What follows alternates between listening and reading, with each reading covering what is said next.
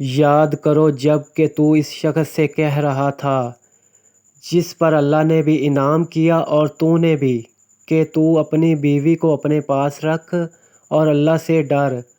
तो अपने दिल में वो बात छुपाए हुए था जिसे अल्लाह ज़ाहिर करने वाला था, और तू लोगों से खौफ खाता था, हालांकि अल्लाह ताला इसका ज़्यादा हकदार था कि तू इससे डरे।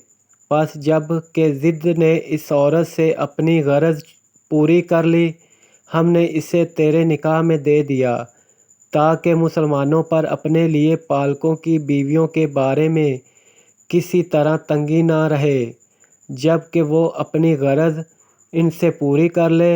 अल्लाह का ये हुक्म तो होकर ही रहने वाला था।